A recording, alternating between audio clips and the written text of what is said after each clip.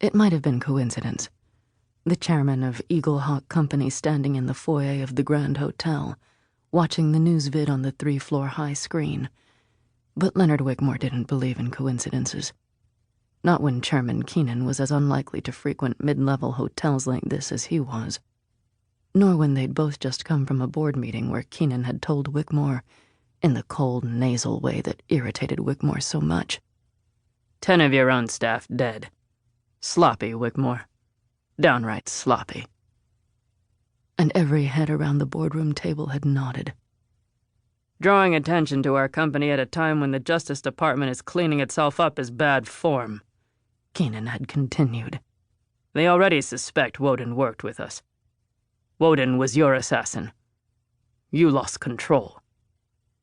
Tamati Woden had become a liability. Wickmore was glad he was gone. The Justice Department is easy to take care of.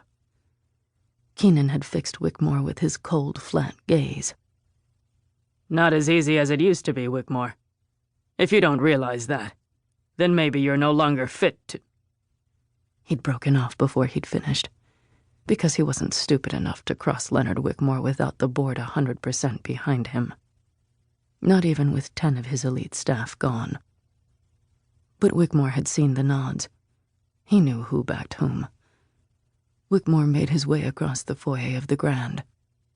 Were you looking for me? Keenan glared at the man on the screen. Honesty League. 2 months ago they were nobody. He sipped the coffee in his hand, curled his mouth as if the coffee was curdled, and scowled at the screen again. Now the whole galaxy is on their side. The Honesty League has been around for 10 years. Not that Wickmore disagreed with Keenan. They had been unknown. Just another fringe group, trying, unsuccessfully, to bring so-called law and order to an unlawful universe. Until Santiago, one of the big 27 companies, had been stupid enough to convince the Justice Department to blatantly look the other way while they murdered the brother of the man who owned most of the free media inside the legal zone and outside it. The Honesty League had used this to call the Justice Department to account. Santiago had given them a martyr and a voice, and they were taking full advantage of it. 1 month and we have to watch everything we do, Keenan said. It was closer to 3 months now, but you didn't correct the chairman of the board for minor inconsistencies like that. We can't even dispose of anyone now without the Honesty League, and hence the Justice Department jumping all over it. How many people have you disposed of lately? Wickmore's department looked after jobs like that. Metaphorically speaking, that's not the only thing the Justice Department turns a blind eye to. Keenan looked at the coffee again, looked at the recycler. I hate this stuff. They coat the container with some sort of wax. The coffee hub that made up the center of the foyer was doing roaring business, with customers waiting 5 deep for their order. Keenan's bodyguards were nowhere in sight.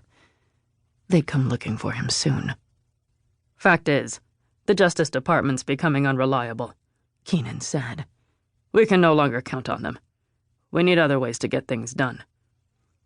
He turned away from the screen. There would be a point to this. Keenan would get to it eventually. Nika Richteri was my modder, you know. Wickmore had known. It wasn't something he'd thought about, except to wonder if he could slip something into Nika's studio to eavesdrop on conversations.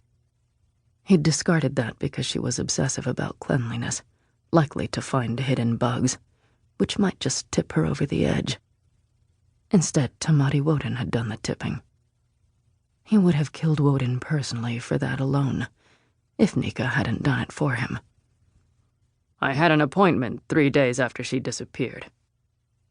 Keenan looked at his coffee again, looked at the recycler. Wickmore bit back the urge to tell him to throw it in if he hated it that much. I ran into Tamati Woden, Keenan said. I admired his mod. We got talking. And no doubt Woden had identified himself. A device that can temporarily exchange bodies, Keenan said. I can see uses for it. Woden had no right to discuss that with Keenan. The exchanger was Wickmore's, as soon as he caught up with Nika again. There would be no mistakes this time. Keenan's gaze came up to meet Wickmore's properly for the first time. Your department budget has been curtailed for the moment. Thanks to the man in front of him. Wickmore forced his expression to politeness. The company has discretionary funds. We would find an exchanger useful. Very useful. Deliver it, and there might even be a promotion in it for you. Might? Wickmore doubted it.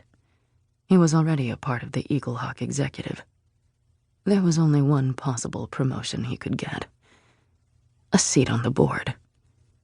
And he could get that by using the exchanger himself.